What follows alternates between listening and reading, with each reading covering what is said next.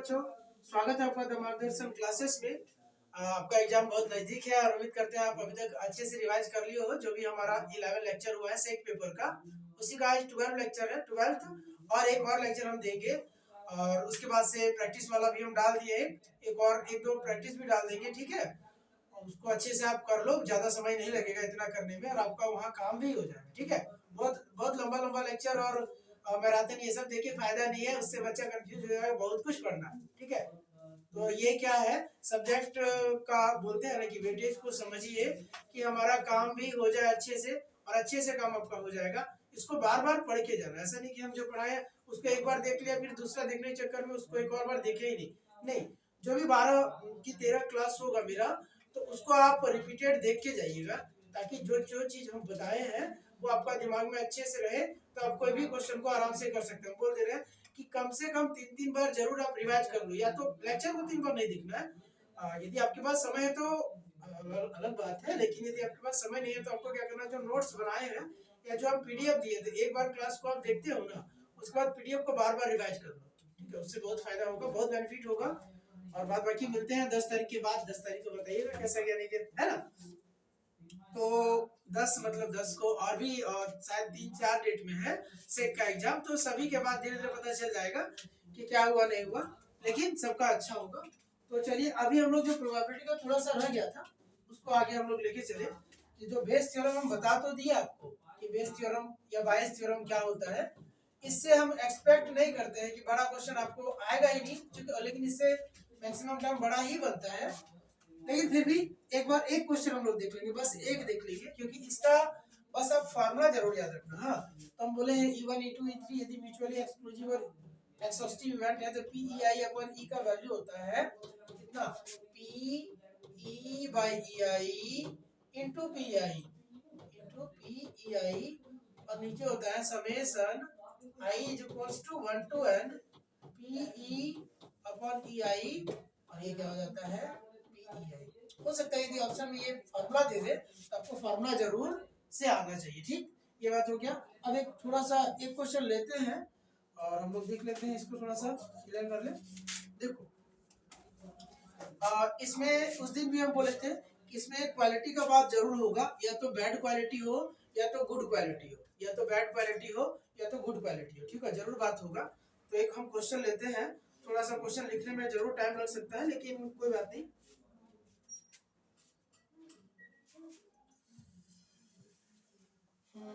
ठीक है, मेरे पास भी समस्या है कि हमको ऐसा क्वेश्चन छाट के लेना है कि बच्चे के माइंड में तुरंत वो जाए, है ना। अदरवाइज वो लोग, हाँ ठीक है, अदरवाइज वो लोग बहुत परेशान हो जाएगा। तो आपका परेशानी को भी कम करने के लिए चलिए, ठीक है, इन ए फैक्ट्री, ये बहुत अच्छा क्वेश्चन है। 12 में भी आप लोग इसको देखे होंगे, साइंस वाले देखे होंगे, बाकी लोग नहीं घबराइएगा, एक दो बार रिवाइज करके देख लो। देखो, करने का तो हम लंबा क्लास भी करके कर देते बहुत कुछ, लेकिन इस बार हम लोग वैसे जुड़े नहीं हैं, और है ना, जो हम बोले वो तो हम कर दिए, लेकिन हमको बाकी यदि बच्चों को ज्यादा प्रॉब्लम हो रहा है, जैसे कोई कोई बच्चे बोल रहे सर प्रोबेबिलिटी में दिक्कत हो रहा है, यदि दिक्कत हो रहा है ना तो आप एक दो बार उसको देखो, ठीक है, एक दो बार देखो, और फिर भी कुछ है तो आप मैसेज कर सकते हैं। और दिक्कत ही मैसेज करिएगा कि सर क्या प्रॉब्लम हो रहा है, वो मैसेज कर दो, हम उसको देख लेंगे और वो हम उसको बता देंगे, ठीक है। जो प्रॉब्लम हो रहा है आप हमको मैसेज कर देना, हम उसका सॉल्यूशन जहाँ तक होगा हम सेंड कर देंगे, या क्या आपको करना चाहिए वो जो उचित सजेशन होगा वो भी हम दे देंगे, ठीक। अभी हम क्वेश्चन लिख लें, percent of the total output. Question देख के नहीं घबराना है, क्वेश्चन कितना बड़ा रहे बहुत इजी हो जाता है ये, फिर आउटपुट है ना, of their output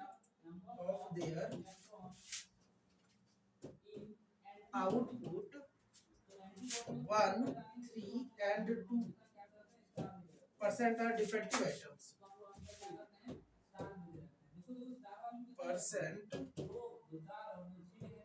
are defective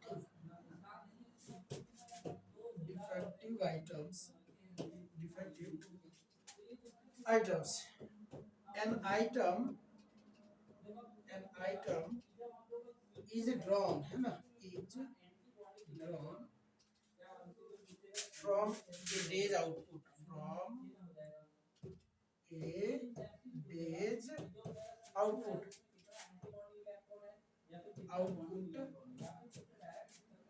and is found defective। ये इसका हम तो उस दिन वर्णन मतलब बताए इसको, and is defective, and is found defective, ये हम उस दिन बताए थे, तो आपको नहीं घबराना है। फिर भी हम इसको पढ़ देते हैं, देख के मतलब हम ऐसे भी बड़ा बड़ा लिख रहे थे, थोड़ा बड़ा तो हो ही जाएगा क्वेश्चन ना, लेकिन क्वेश्चन अच्छा तुरंत कर लोगे। हम बता देते हैं, रुको।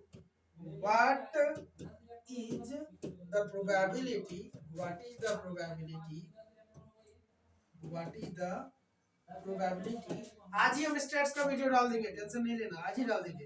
दैट आज आपका कंप्लीट काम कर दिया जाएगा। हाँ, दैट इट वाज मैन्युफैक्चर्ड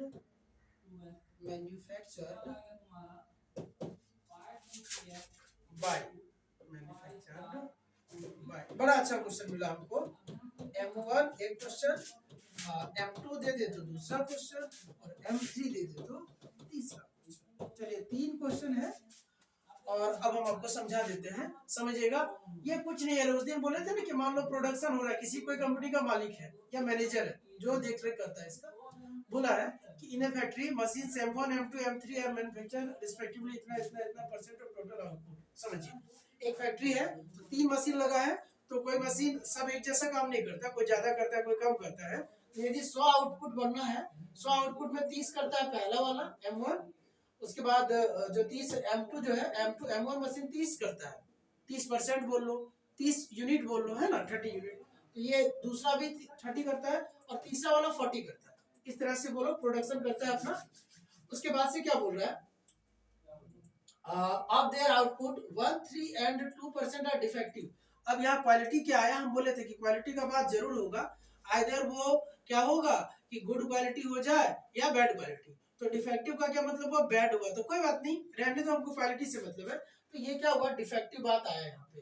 बोला कि देखो पहला मशीन ना 1% डिफेक्टिव देता है, परसेंट में लिखा हुआ है, दूसरा वाला 3%। देखिए क्योंकि यहाँ पे आप बता ही दिया है कि of their total output 1, 3 and 2% are defective items. ठीक है, तो पहले वाले का 1%, दूसरे वाले का 3% और तीसरे वाले का 2% क्या है, डिफेक्टिव है।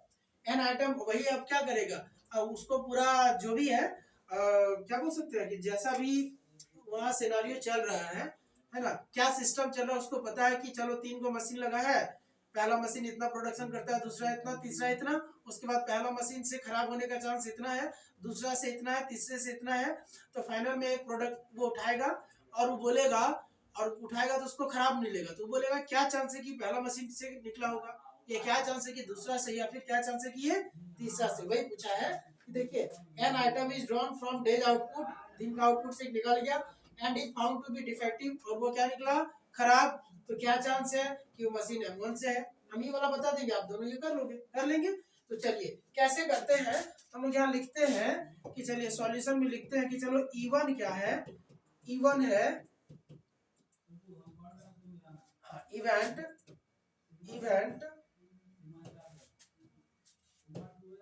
ऑफ प्रोडक्शन बाय मशीन 1 या M1, प्रोडक्शन है ना बाय M1। अब इतना लिख लेना, अब इतना नहीं, अच्छा सॉरी लिखना क्यों है, ये तो MCQ में आपको लिखना नहीं है, तो आप फटाफट लिख लो कि चलो E1 क्या मान लिए, M1 से जो प्रोडक्शन हुआ, E2 क्या मान लिए, E2 मान लिए जो M2 से प्रोडक्शन होगा, और E3 क्या मान लेंगे, E3 मान लेंगे आपका जो मेरा M3 से प्रोडक्शन होगा। क्लियर है, M1, M2, M3। तो जरा देखो M1 से प्रोडक्शन कितना हो रहा है, पहला मशीन से 30, और टोटल प्रोडक्शन क्या है 100, तो 30/100।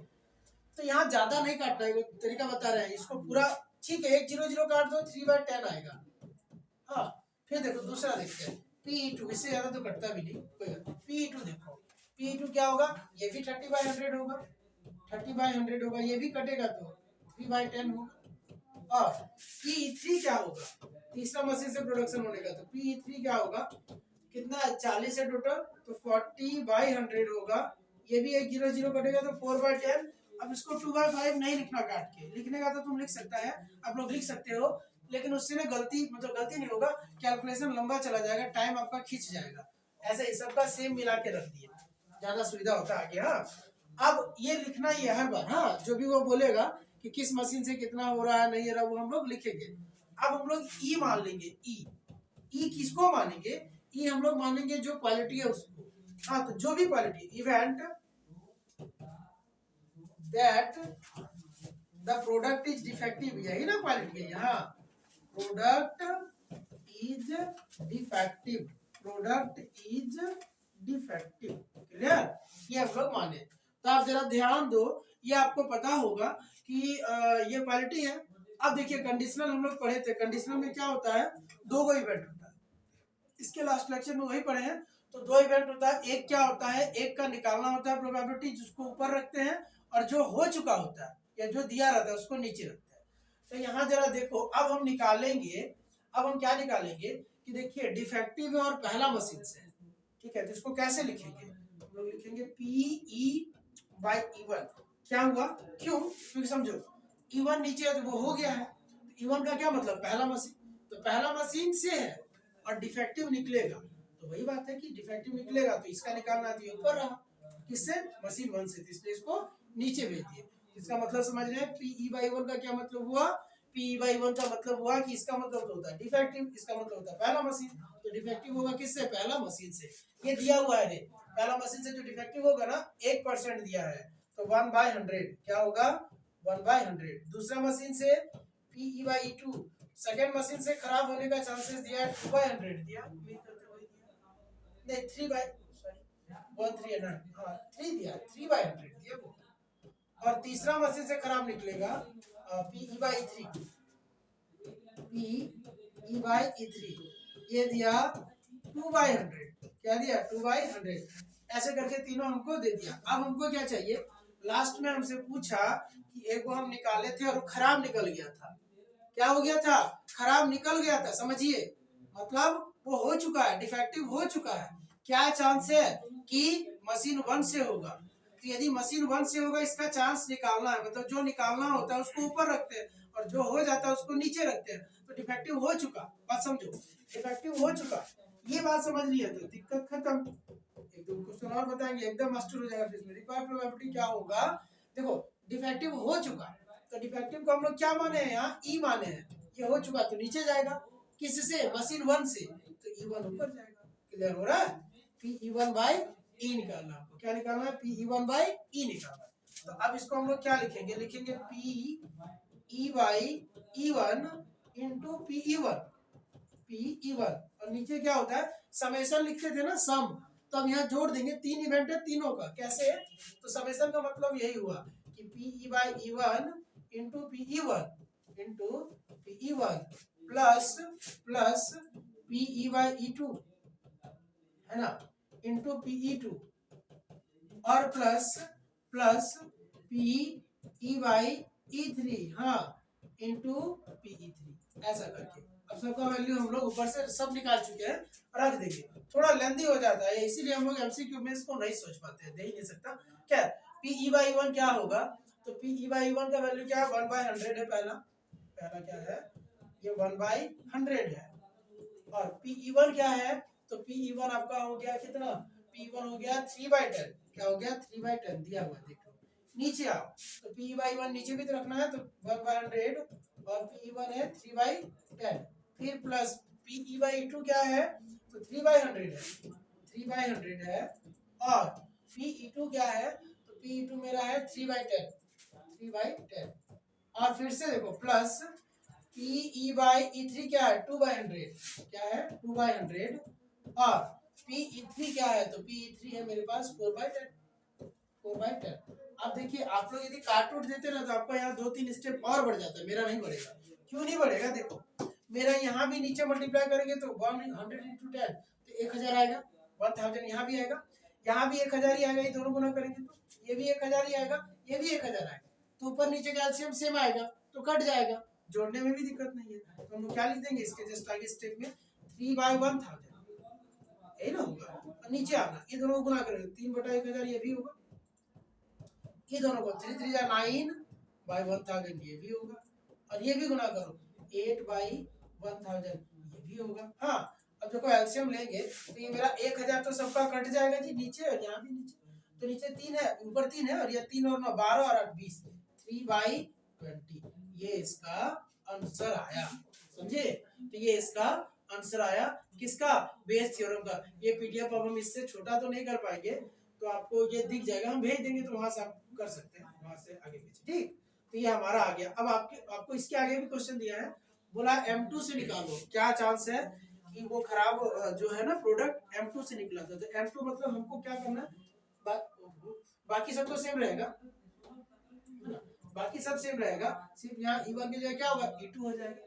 तो यहाँ पर अपना E/E2 इंटू E2 होगा, बाकी सब तो सेम है नीचे वाला। यदि 3 मशीन से बोल दे तो E3/E करेंगे। समझे? क्लियर? एक और क्वेश्चन इस तरह से करते हैं ताकि थोड़ा सा और दिमाग में छपे। हम लेते हैं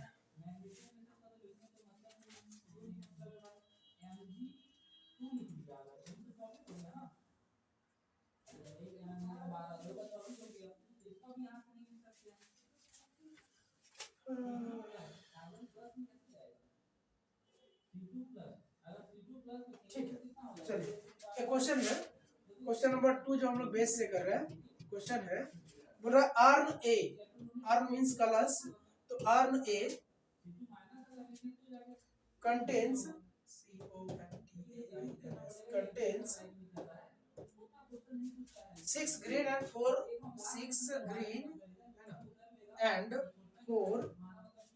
red marbles,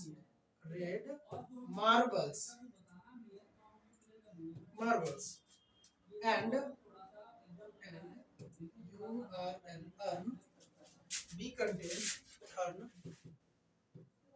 B contains 2 green and 7 red marbles. 2 green and 7 red marbles. 7 red marbles.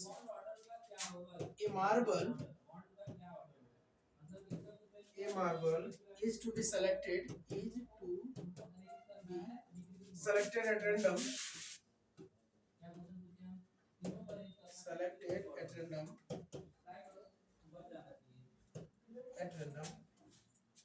From A and placed in B. One marble is then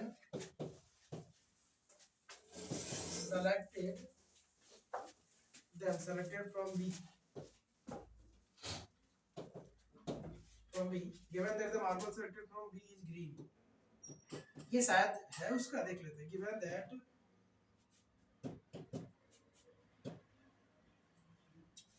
अरे सॉरी, ये बेस उसका नहीं है, आपको लगा ये बेस का है, ये नहीं है क्वेश्चन, थोड़ा सा माफ कीजिए, ये नहीं है, ये फिर भी बेकार खराब करेगा। ये बेस का नहीं है, ये सिंपल उसी पर है जो हम लोग सोच सकते हैं ना, इस पे सेलेक्ट करना, उस पे सेलेक्ट करना, मल्टीप्लिकेशन थ्योरम से ये क्वेश्चन। वेट कीजिए,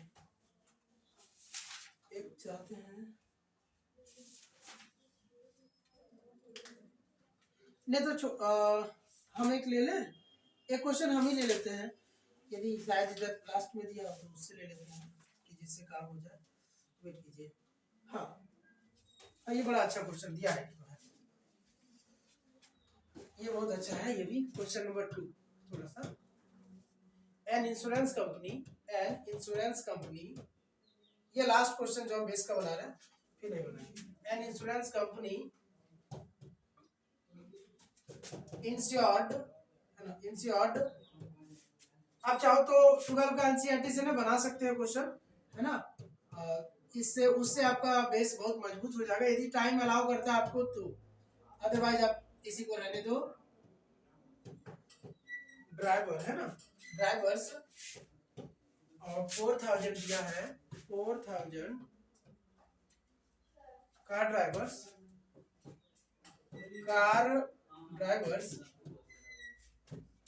and 6000 truck drivers. Truck drivers, 6000 truck drivers.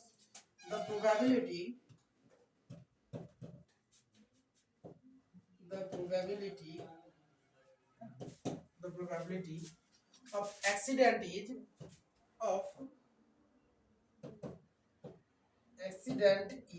0.01,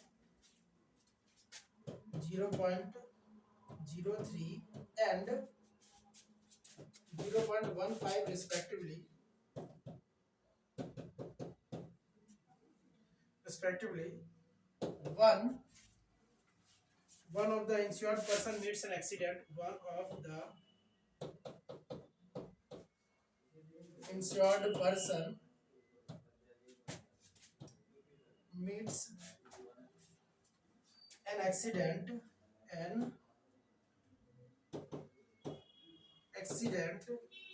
What is the probability? What is the probability that he is a scooter driver? Probability that he is a scooter driver. चलो कोई बात नहीं, समझो क्या बोला, समझ रहे हैं कि आपको क्वेश्चन तो देख क्या होगा कि चलिए ठीक है, एक इंश्योरेंस कंपनी है। अरे देखो इंश्योरेंस कंपनी क्या करती है, कोई आदमी इंश्योरेंस किसका करेगा, यदि इंश्योरेंस किया, जैसे एलआईसी वाला बात कर लेते हैं, यदि कोई एजेंट है इंश्योरेंस कर रहा है, पता चल रहा है कि उसका 50% जितना इंश्योरेंस किया उसका 50% डेथ कर जा रहा है, तो उसको तो हटा देगा ना कंपनी। क्यों? क्योंकि कंपनी को लॉस ना है, बहुत कम परसेंटेज में ये सब लॉस होना, मतलब जैसे बोलता है ना कि चलो आप मर जाओगे तो आपको ये मिलेगा वो मिलेगा, तो वो कब, वो जानता है इंश्योरेंस कंपनी के सब आदमी तो मरेगा नहीं, है ना, 100 में 1 मरेगा, तो बहुत कम चांस है, लेकिन 100 से पैसा लेंगे हम उसका और उससे अपना प्रॉफिट भी रखती है और आगे देती है। पता चला 100 में से 70 मर गया तो कंपनी तो दिवालिया ना हो जाएगी, है ना।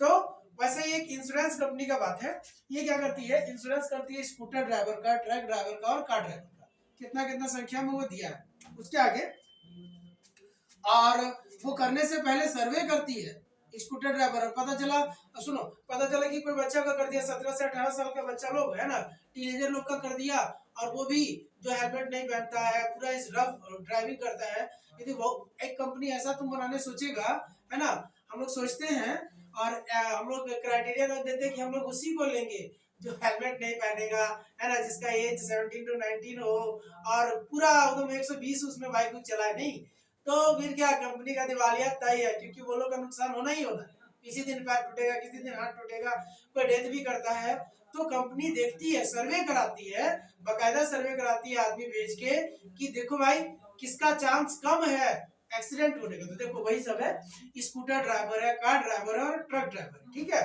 तो वो सब का लिया और बोला कि देखो इतना इतना का इंश्योरेंस करा दिया, वो देख रहा है, चांस भी उसको दिख रहा है, तो यहाँ दिख रहा है ना एक्सीडेंट होने का, ये कितना चांस है, तो यहाँ जो क्वालिटी मेरा है वो ई कौन है, ई मेरा एक्सीडेंट होना, क्या है, एक्सीडेंट होना।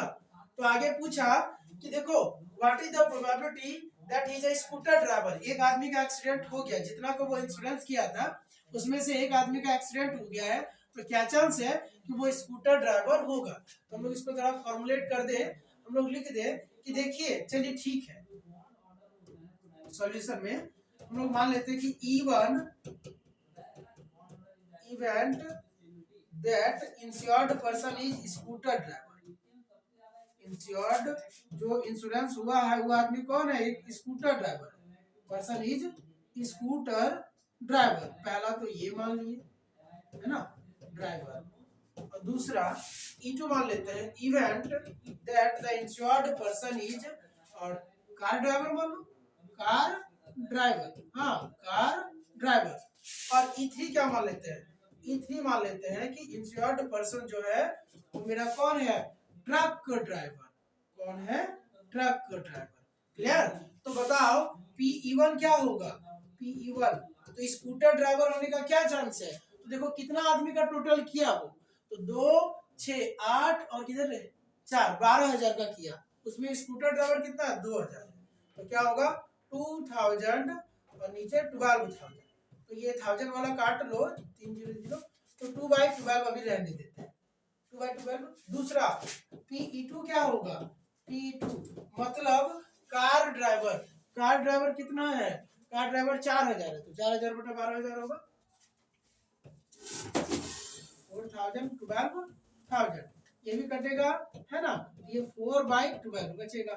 और एक कर लेते हैं PE3, मत बोलना सर 4 को काटिए ना 12 से, मत काटो, थोड़ा सुविधा होता है कैलकुलेशन। और तीसरा वाला क्या है 6,000/12,000, 6,000 है और 12,000, हाँ ये से ये कट गया तो 6/12। क्वालिटी क्या है E, एक्सीडेंट होना, इवेंट दैट द पर्सन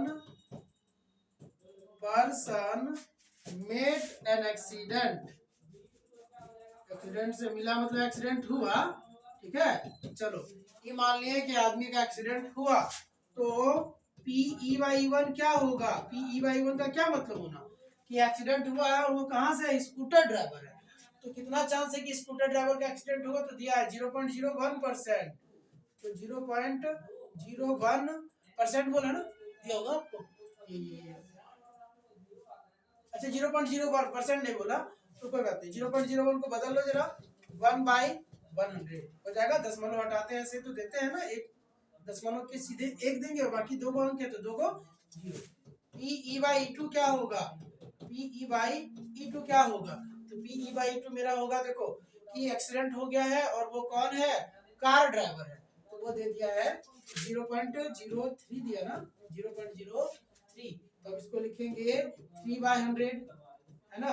और एक PE/3 क्या है, एक्सीडेंट हुआ और वो ट्रक ड्राइवर है, तो ट्रक ड्राइवर का 0.15 दिया है, तो क्या होगा 0.15, इसका मतलब हुआ कि 15/100 हो गया, ये हम लोग निकाल लिए। अब लास्ट में क्या पूछ दिया आपसे पूछा कि देखो एक्सीडेंट तो हो गया, एक्सीडेंट मतलब ई हो चुका मतलब नीचे जाएगा, क्या चांस है कि वो एक कौन है, एक स्कूटर ड्राइवर है, तो हम लोग लिखेंगे रिक्वायर्ड प्रोबेबिलिटी में, हम लोग लिखेंगे रिक्वायर्ड प्रोबेबिलिटी PE1/E, क्योंकि स्कूटर को हम लोग E1 माने हैं, तो फॉर्मूला से क्या होगा PE/E1 होगा है ना, इंटू PE1 होगा, और नीचे क्या होगा, नीचे हो जाएगा, समझिएगा नीचे होगा PE/E1 इंटू PE1 है ना, into PE1 plus PE/E2 into PE2, इस सब का वैल्यू हम रख दिया, बस बैठा देना, ठीक है, क्योंकि उसका टाइम लग जाएगा तो उससे अच्छा PE/3 इंटू क्या PE3, सारा का वैल्यू आपको देखो सब दिखेगा, ऊपर सब दिखा है, लिखा हुआ है, उसको रख दो कि रखना पड़ेगा रे। चलो देखो, चलो फटाफट रख देते। PE/1 हमको दिया है कितना 1/100, और PE1 दे दिया है, PE1 दिया है 2/12, नीचे आते हैं 1/100 2/12, ठीक है, प्लस PE/E2 क्या दिया है, तो 3/100 है ना, और ये क्या PE2 कितना, PE2 हमको दिया है 4/12, और ये PE/3 कितना, तो 15/100 और PE3 कितना, PE3 मेरा 6/12। देखिए यहाँ भी 1200 और नीचे सब में 1200 आ रहा, सब में अकेले यही ना, इसके बाद तो प्लस है, ये दोनों ना और ये दोनों, तो कुल मिला के अब देखो क्या हुआ, 1200 कट जाएगा तो ऊपर बचेगा 2 और नीचे क्या 2 और ये 12 14 और ये क्या कितना देखो 15 और 6 है ना 90 है ना, तो ये 14 और 90 104 मतलब 1/52, क्लियर है, ये आपका आंसर हो जाएगा इस वाले क्वेश्चन का, समझ रहे हैं, तो आपको ये सब जरूर आना चाहिए, थोड़ा सा बेस थ्योरम का बस बेस याद रखो कॉन्सेप्ट, बाकी इससे एमसीक्यू का चांसेस बहुत कम,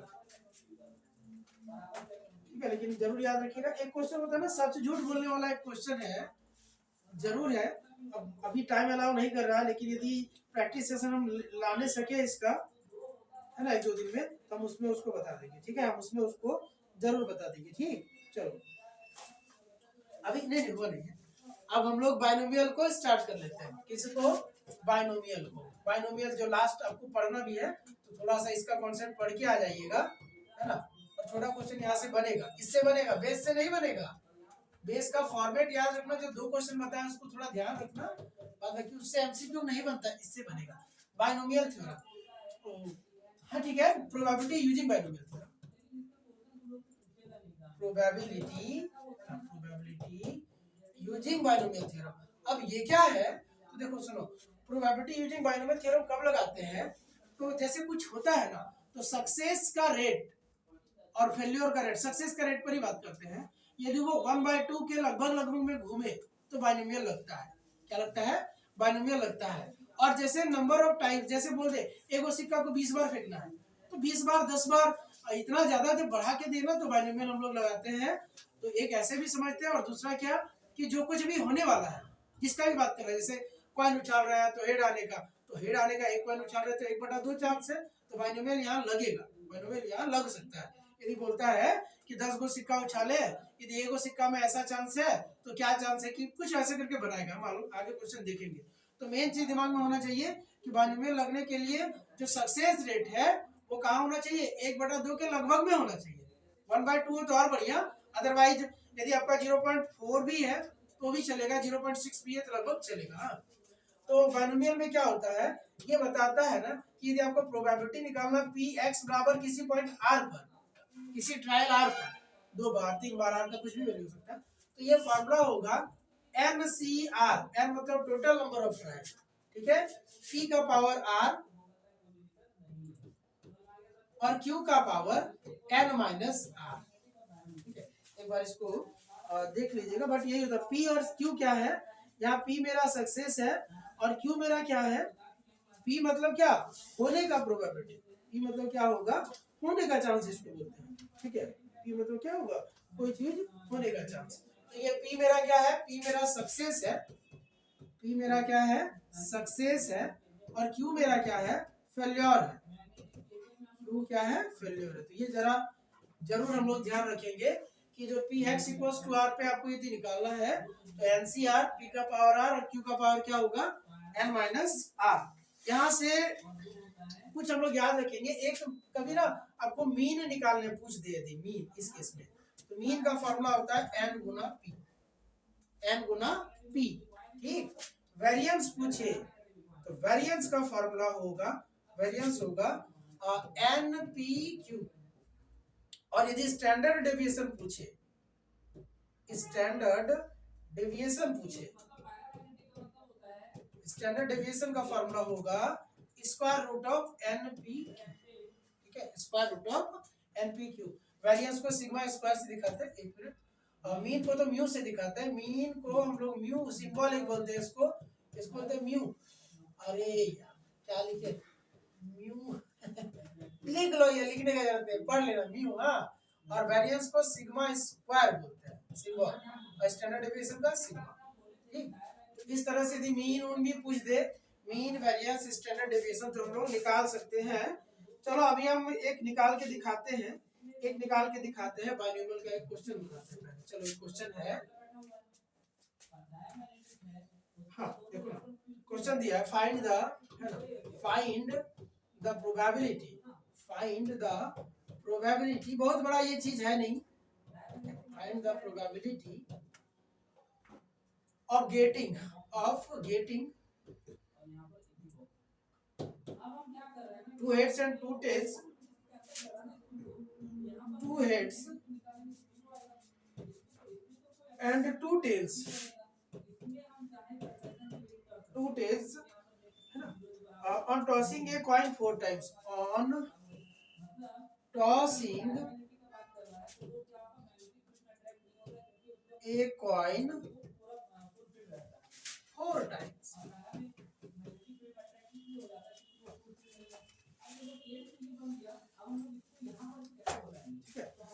तो ये अब आपको निकालना है यहाँ पे, ठीक। तो find the probability of getting 2 heads and 2 tails on tossing a coin 4 times। यदि किसी सिक्के को हम लोग 4 बार टॉस करते हैं तो 2 हेड और 2 टेल ये आने का क्या चांस है, ठीक है। अब यहाँ पे थोड़ा सा ध्यान दीजिएगा कि इसके लिए ना हम लोग टेबल बनाना शुरू करते हैं। क्या बनाते हैं, टेबल बनाते हैं, एक टेबल बनता है।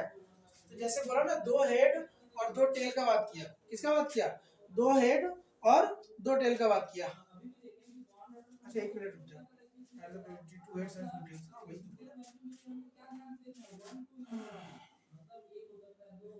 एंड बोला है, हाँ बोला तो एंड ही है,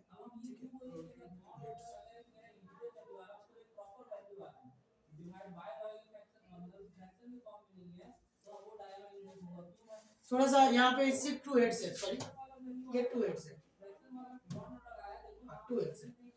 देखते हैं क्या बोल रहा है, find the probability of getting 2 heads on tossing a coin 4 times. अब 4 बार टॉस कर दिया, 10 बार टॉस कर दिया, तो ये सब के लिए ये बना है। तो चलो कोई बात नहीं, सुनो, तो यदि हम लोग किसी कॉइन को 4 बार टॉस करते हैं तो आपको जरूर याद रखना एक्स बराबर जिसका बात करें, किसका बात करें, और जैसे 2 हेड्स का बात किया तो हम लोग एक्स मान लेंगे number of heads, number of heads क्या मान लेंगे, नंबर ऑफ हेड्स। तो यदि किसी सिक्के को 4 बार टॉस करेंगे तो हेड्स क्या हो सकता है, ध्यान देना, हेड क्या हो सकता है, एक बार भी नहीं आ जाए, हो सकता है ना 4 बार किए किसी बार हेड ना मिले, या एक बार मिले या 2 बार मिले या 3 बार मिले या 4 बार मिले, ये टेबल आपको यहाँ बनाना पड़ेगा, ठीक है, इस टाइप के क्वेश्चन पे।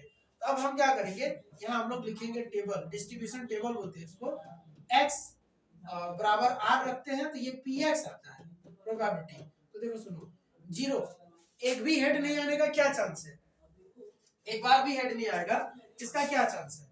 तो ये थोड़ा सा आपको यहाँ पे, तो देखो यदि हम लोग सैंपल स्पेस को साइड में लिख दे क्या, एक बार भी हेड नहीं आएगा, तो देखो सुनो एच एच एच ये आएगा ये, तो एक बार भी हेड कब नहीं आएगा, ये हेड चलेगा ऐसे करके जब चारों में टेल आ जाए, चारों में टेल आ जाए।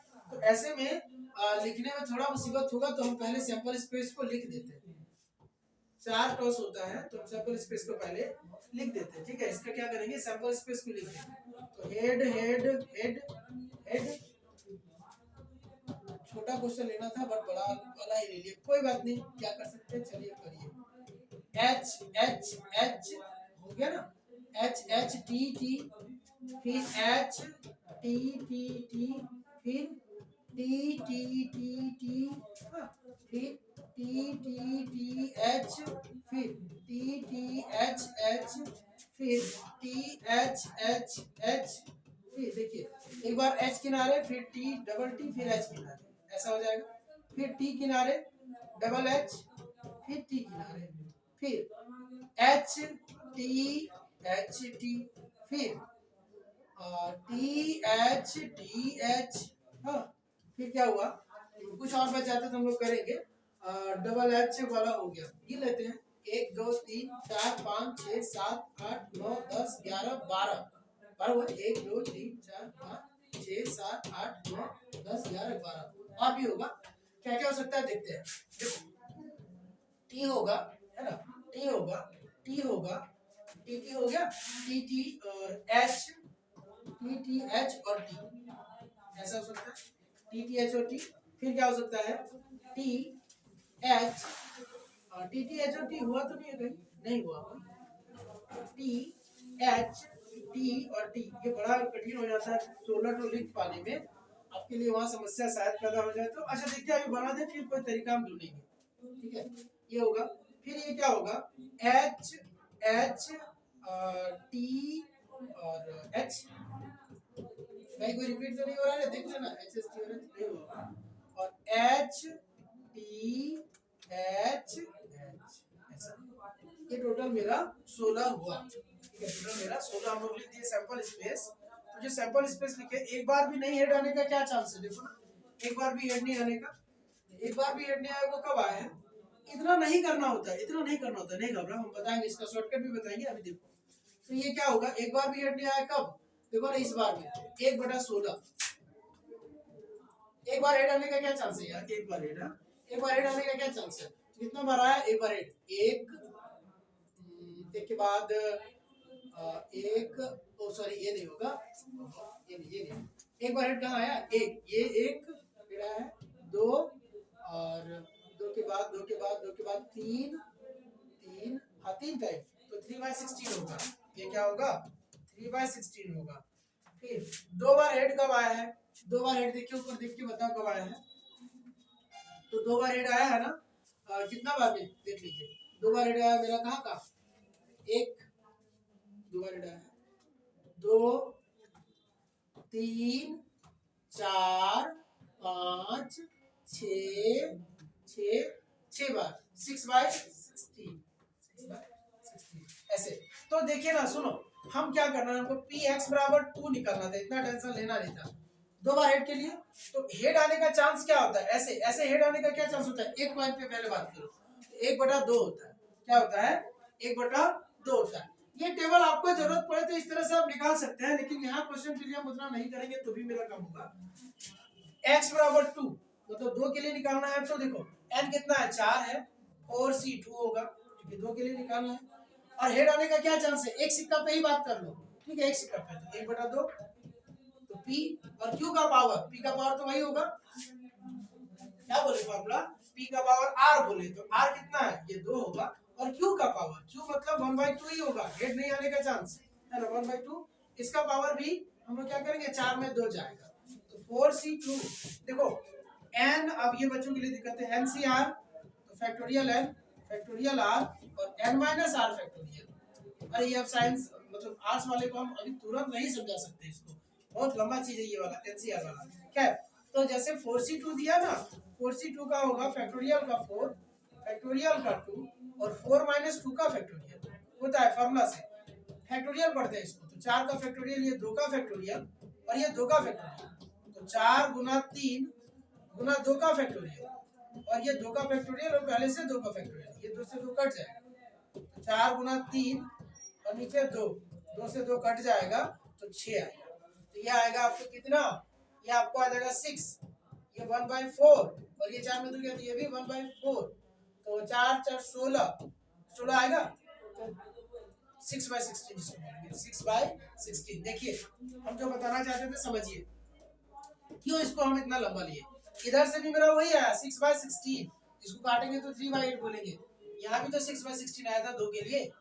तो आपको यदि ऐसे करना है तो आप इससे भी कर सकते हैं, लेकिन हम लोग बिना सैंपल स्पेस लिखे, बिना कुछ लिखे भी फटाफट निकाल सकते हैं, किससे, इस वाले फॉर्मूला से। तो यदि आपको नहीं आता, जैसे हम बोले ना दोनों उपाय बता दिए, यदि आप लोग कॉमर्स के हो या आर्ट्स के हो जो फैक्टोरियल और ये सब नहीं जानते हैं, तो आप क्या कर सकते हैं, उसका जो 4 को सैंपल स्पेस है उसको लिख के फिर ये चांस लिख के, क्योंकि देखिए 4 बार यदि क्रॉस करेंगे तो हेड हो सकता है कि एक बार भी नहीं आए, या एक बार आ जाए, या 2 बार आ जाए, या 3 बार या 4 बार आ जाए। तो 2 बार का पूछा था तो 2 बार तक हम पहुंचे कि 2 बार हेड कहाँ आया है सैंपल स्पेस, तो गिने टोटल तो 6 निकला, और टोटल 16, तो 6/16 हुआ, उससे भी ये आंसर आ गया था। यदि कोई बच्चा चाहे कि हम शॉर्टकट में सर, तो बाइनोमियल जो हम लोग लगाए फॉर्मूला उससे बना सकता है, यही तो यूज हुआ बाइनोमियल का, बाइनोमियल से ये छोटा बन गया। क्या हुआ, क्या करना होता है, तो बाइनोमियल में 4 बार फेंको 10 बार फेंको उससे कोई मतलब नहीं है, एक बार में हेड आने का क्या चांस है, टेल आने का क्या चांस है, वो हम लिखेंगे। एक बार में हेड आने का चांस 1/2, टेल आने का 1/2, एक बार में, तो वो हम लिख दे, हेड आने का 1/2, टेल आने का 1/2। तो हेड आने का बात ही कर रहा है, इसलिए हेड मेरा सक्सेस हुआ और वो फेलियर हुआ, है ना, ये P हुआ और ये Q हुआ, तो ये हो गया MCR, तो 4C2 हो गया, n मतलब 4, r की जगह 2, और फिर क्या हो गया 1/2 का पावर 2 और 1/2 का पावर यहाँ क्या 4 - 2 फॉर्मूला लिखे है ना, n माइनस r, n 4 है, r 2 है तो 4 - 2, ये इसलिए 2 हुआ, 1/2 का पावर 2 मतलब 1/4, और यहाँ 1/2 का पावर 2 तो है ही, तो 1/4, तो टोटल किया तो 6/16, 3/8, इससे भी आंसर आया, समझे, बस यही करना था। अब नेक्स्ट टाइम हम आपको इसका प्रैक्टिस करा देंगे, आपको इतना बस पढ़ के दिमाग में रखना है, ठीक। चलिए ठीक है, आज के सेशन में यही तक करेंगे, बाकी हम आज ही बना देंगे आपका स्टैट्स का वीडियो, ठीक है, कंप्लीट कर देंगे। चलिए थैंक यू, अच्छे से पढ़िए।